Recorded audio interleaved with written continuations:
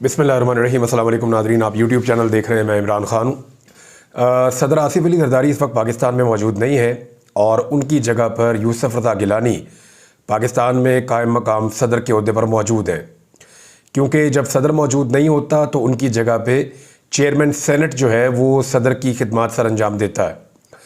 और इस ओहदे को इस्तेमाल करते हुए हंगामी बुनियादों के ऊपर 2 ऑर्डीनेंस जारी किए गए हैं।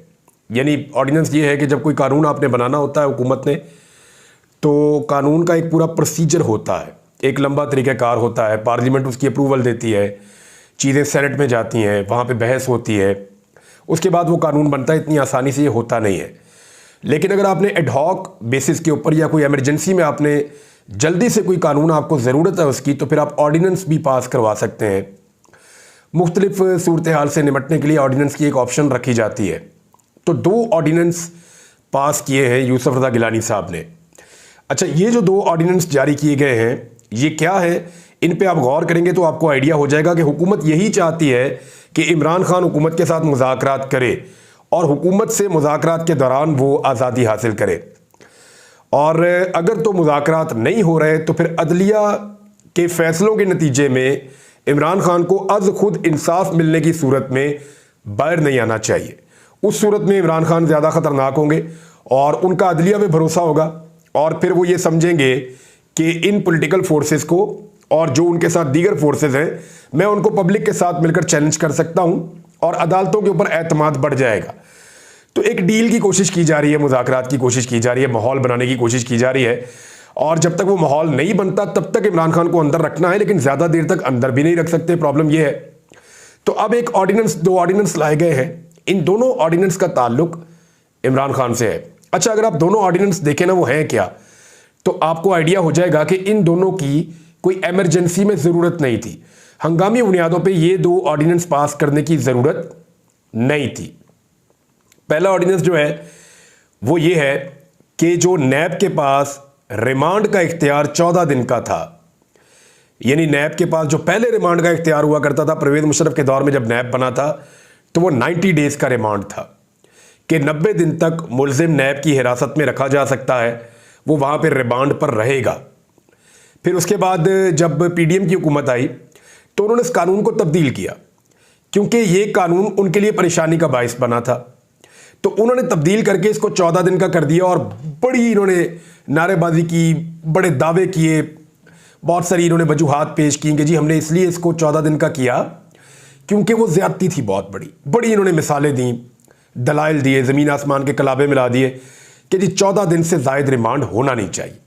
इमरान खान साहब इस मसले के ख़िलाफ़ या नैब में होने वाली तरामीम के ख़िलाफ़ सुप्रीम कोर्ट ऑफ पाकिस्तान में गए हुए हैं और यही केस जो है इमरान खान साहब का सुप्रीम कोर्ट ऑफ पाकिस्तान में, क्योंकि फ़ैसला इमरान खान साहब के हक़ में आया था तो हुकूमत अपील में चली गई थी। वो अपील अब सुप्रीम कोर्ट ऑफ पाकिस्तान में लगी हुई है और 30 तारीख को इमरान खान साहब इसी केस में दोबारा अदालत में पेश होने जा रहे हैं। अब मामला यह है कि एक चीज़ यानी नैब के ऊपर जो तरामीम है वो मामला already supreme court of Pakistan में चल रहा है। उसी मामले के ऊपर दोबारा से कैसे तरमीम की जा सकती है या तरमीमी ऑर्डीनेंस कैसे जारी किया जा सकता है, ये ऑर्डीनेंस अदालत में चैलेंज हो जाएगा। आरिफ अलवी के दौर में जब ऑर्डीनेंस आता था तो अपोजिशन बहुत शोर मचाती थी कि जी ये क्या ऑर्डीनेंस फैक्ट्री लगाई हुई है। तो अब 2 ऑर्डीनेंस एक साथ हंगामी बुनियादों पर आए कि आसिफ अली जरदारी के वापस आने का इंतज़ार भी नहीं किया गया कि ठीक है जरदारी साहब आ जाएं, वो ऑर्डीनेंस पास कर देंगे। नहीं, वो भी इंतज़ार नहीं किया गया। तो ये कोई इतना हंगामी नौयत पे ज़रूरत क्या थी कि फौरी तौर पे 14 दिन का रिमांड जो है उसको बढ़ा के 40 दिन का कर दिया गया। क्यों किया गया? क्योंकि अभी इमरान खान साहब को नैब के एक और केस में गिरफ्तार करने की कोशिश की जाएगी। अभी इमरान खान साहब को छोड़ना जो है वो हुकूमत के लिए सूटेबल नहीं है। ज़्यादा देर तक अंदर रख भी नहीं सकते, मुज़ाकरात करना भी चाहते हैं, उसके लिए मिन्नतें भी कर रहे हैं और इस तरह अदलिया के फैसलों के नतीजे में वो चाहते भी नहीं कि वो छूट के बाहर आ जाए। तो एक अजीबोगरीब सूरत हाल में हुकूमत फंस गई है। एक तरफ वो चाहते हैं इमरान खान साहब के साथ किसी तरह बैठ जाए, उनकी हुकूमत पे मोहर लग जाए। दूसरी तरफ वो चाहते हैं कि यार कुछ ना कुछ करके इमरान खान बाहर आ जाए और हमारे मुज़ाकरात के नतीजे में बाहर आए, लेकिन जब तक हमारे साथ नहीं बैठते, हमें तस्लीम नहीं करते, तब तक बाहर भी ना आए। तो ये एक अजीब सूरत हाल है और वो ये सारा कुछ जल्दी जल्दी करना चाहते हैं क्योंकि ये बोझ जो है हुकूमत का वो उनकी कमर को दोहरा किए दे रहा है। वजह यह है कि जो IMF की शराइत है वो बड़ी खौफनाक है। इकॉनमी इनसे संभल नहीं रही, लोगों को हुकूमत के ऊपर एतबार नहीं हो रहा, लोग मौजूदा निज़ाम जो चल रहा है इस पर ट्रस्ट करने को तैयार नहीं है, पैसा निकालने के लिए लोग तैयार नहीं है, इन्वेस्टमेंट पाकिस्तान में हो नहीं रही। कोई आदमी, यानी मैं पाकिस्तान में घूमता हूँ, लोगों से मिलता हूँ, आजकल घूम ही रहा हूँ, कभी यहाँ कभी वहाँ, जहाँ लोगों से मिलता हूँ वो कहते हैं जी कोई नया आदमी कारोबार करने के लिए तैयार ही नहीं है। जो ज़मीनों की खरीदो फरोख्त है वो भी तकरीबन बंद हो गई है। जो लोग प्रोजेक्ट चला रहे थे उन्होंने जहाँ थे वहीं रोक दिए हैं। बहुत सारे लोग पाकिस्तान से पैसा निकाल कर बाहर जा रहे हैं, बहुत से लोग अपना कारोबार शिफ्ट कर रहे हैं। ये चीज़ें बदएतमादी की निशानदेही करती हैं। बहरहाल एक ऑर्डिनेंस ये किया है इन्होंने कि इमरान खान को मजीद अंदर रखना है तो इसको 14 दिन से 40 दिन किया जाए ताकि टाइम गेन किया जाए, यानी पर्सन स्पेसिफिक एक तरमीम की गई है उस कानून के अंदर जो already supreme court of Pakistan में जेर समाअत है। ये मामला चैलेंज होगा मेरे ख्याल में। अच्छा, दूसरा एक और काम किया, बारीक वारदात। ये जो फॉर्म 45 और फॉर्म 47 वाला मामला है ना, इसका कोई तोड़ निकल नहीं रहा था हुकूमत के पास से। वजह यह है कि हाई कोर्ट के जो जज साहिबान हैं वो बनते हैं ट्रिब्यूनल, और जजेस का मूड नहीं है टेलीफोन सुनने का, जजेस का मूड नहीं है जस्टिस कयूम की तरह टेलीफोन सुन के फैसले देने का। जजेस जो हैं वो अब इंसाफ के साथ फैसला देना चाहते हैं, जजेस की अक्सरियत। तो जब अक्सरियत इंसाफ के साथ फैसला देगी तो फॉर्म 45 वाले MNAs और MPAs आ जाएंगे, 47 वाले फारिग हो जाएंगे। तो इस सूरत हाल से निपटने के लिए एक और दाव खेला गया। वो ये किया कि ऑर्डिनेंस के जरिए से एक ऐसा कानून पास किया गया जिसके मुताबिक रिटायर्ड जजेस भी अब धांधली केसेस की समाअत कर सकेंगे। यानी जो जज पहले रिटायर हो गए, अब नौकरी का हिस्सा नहीं है, वो जजेस को भी इलेक्शन ट्रिब्यूनल बनाया जा सकेगा। इलेक्शन कमीशन उनको अपॉइंट कर देगा, वो बैठ के फैसला करेंगे 45 वाला जीता है या 47 वाला जीता है। तो ये तो फिर हुकूमत की और इलेक्शन कमीशन की सवाबदीद होगी ना। वो जिस जज को चाहेंगे उसको चुन के लाके बिठा देंगे। अब साकिब निसार साहब को तो चुनेंगे नहीं, खोसा साहब को भी नहीं चुनेंगे, वो चुन के लाएंगे वो वाले अमीर भट्टी साहब को भी नहीं चुनेंगे, या जो पेशावर हाई कोर्ट के जो चीफ जस्टिस अभी रिटायर हुए उनको भी नहीं चुनेंगे। वो चुनकर लाएंगे ऐसे जजेस को जो जजेस फॉर्म 47 वालों की जीत को बरकरार रख सके। तो ये दो ऑर्डिनेंस बड़ा इमरजेंसी के अंदर जारी किए गए हैं और यूसुफ रज़ा गिलानी साहब ने यह कारनामा सरअंजाम दिया है। एक और खबर है, यौम तकबीर है आज नाज़रीन, आप सबको मुबारक हो। आज के दिन में 26 साल पहले पाकिस्तान ने एटमी धमाके किए थे और उसमें बहुत बड़ा रोल था पाकिस्तान की मिलिट्री का, पाकिस्तान की इस्टेब्लिशमेंट का, पाकिस्तान के वो जो साइंटिस्ट हैं उनका बहुत बड़ा रोल था, जिनमें ख़ास तौर पे हमारे बहुत बड़े साइंसदान बोसने पाकिस्तान डॉक्टर अब्दुल कदीर खान साहब और दीगर उनकी जो साथी थे उन सबका बड़ा किरदार था। उन्होंने पाकिस्तान को एटॉमिक पावर बनाया। इंडिया के मुकाबले में पाकिस्तान के लिए ज़रूरी हो गया था और कौम में बड़ी बेचैनी थी। नवाज शरीफ साहब हमेशा इसका क्रेडिट लेते हैं, हालांकि गौहर अयूब साहब जो नवाज शरीफ साहब का अपना हिस्सा थे इनकी अपनी हुकूमत का, वो भी बता चुके हैं, शेख रशीद बहुत बातें बता चुके हैं, डॉक्टर अब्दुल कदीर खान साहब बहुत बातें बता चुके हैं कि नवाज शरीफ साहब तो हिचकिचा रहे थे, वो तो करना ही नहीं चाहते थे एटमी धमाके, वो तो गुरेज कर रहे थे। तो फिर बटन भी उन्होंने नहीं दबाया था। उनको जब कहा गया कि आप दबाएं तो उन्होंने कहा जी मैं नहीं दबाता। तो नवाज शरीफ साहब ने अपना रिकॉर्ड साफ रखने के लिए इससे अपने आप को मैक्सिमम बाहर रखने की कोशिश की थी, लेकिन जब एटमी धमाके हो गए तो मियाँ साहब अब इसका क्रेडिट हमेशा लेते हैं। अब 26 साल बाद हमें पता चला कि इस दिन छुट्टी होनी चाहिए। यानी पहले हम इस दिन काम करते रहे लगातार 28 मई को हम काम करते रहे लगातार, अदालतें भी चलती रही, मुल्क भी चलता रहा, इदारे भी चलते रहे, स्कूल भी, सारा कुछ चलता रहा। लेकिन अब हमें पता चला कि इस दिन तो छुट्टी होनी चाहिए और शहबाज शरीफ साहब ने आम तातील का ऐलान कर दिया और उससे एक दिन पहले ये ऑर्डिनेंस भी जारी कर दिया। अब 28 तारीख को साइफर वाले केस का फैसला आ रहा था तो पता चला काजी फायद ईसा साहब ने कहकर अदालत की भी छुट्टी कर दी।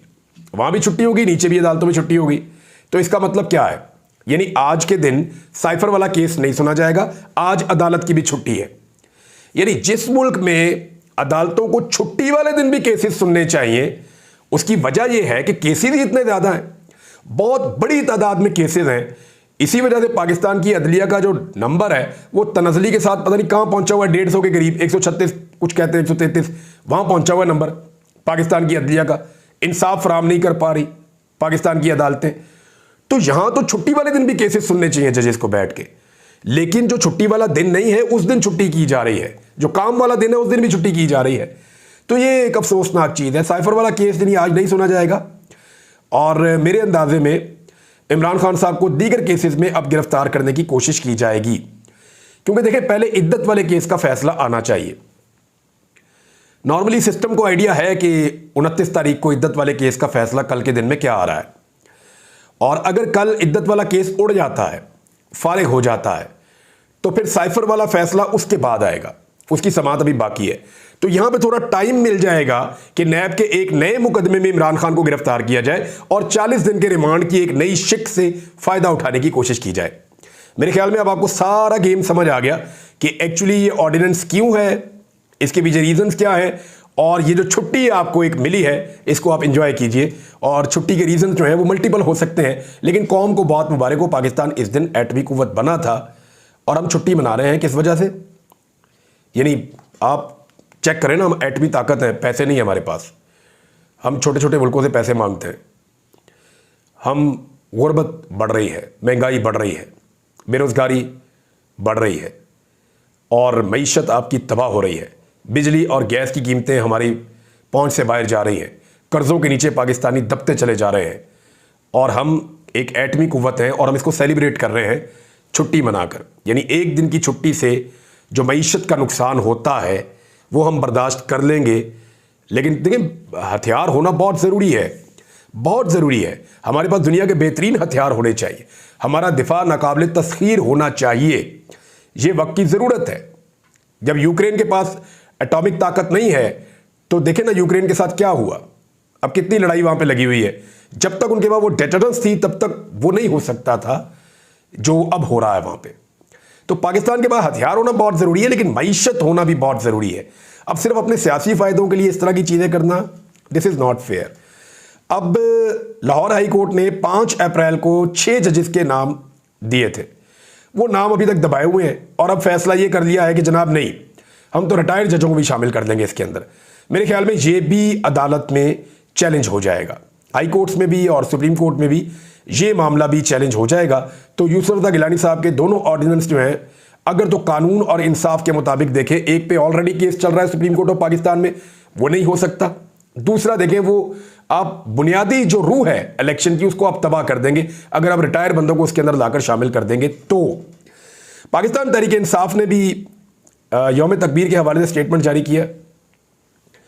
उन्होंने कहा कि एटमी धमाके ना करने की सूरत में कौम ने नवाज शरीफ का धमाका करने का पैगाम दिया था, और साथ ही उन्होंने ये कहा कि कामयाब एटमी तजर्बात अज़्मो इसार और मिली यकजहती की रोशन नज़ीर है।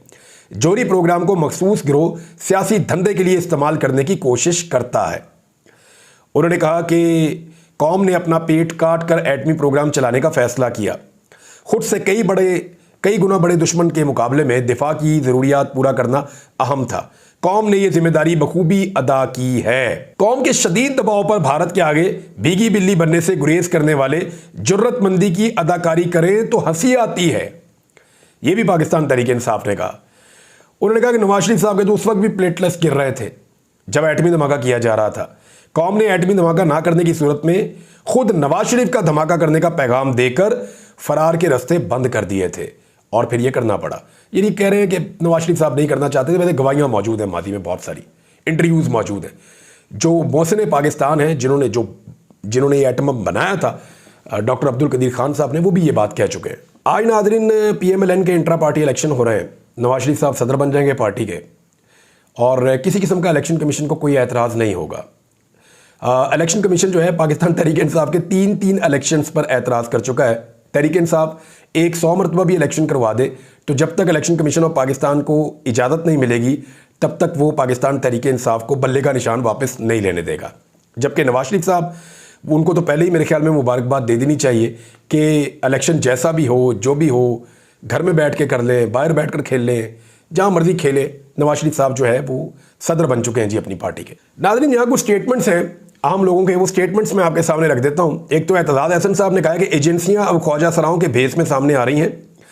एक साहब चादर लेकर ख्वाजा सरा बना हुआ था, मतलब ये लोग अब किस हद तक लेकर जाएंगे कौम को, ये एतजाज़ अहसन साहब ने कहा।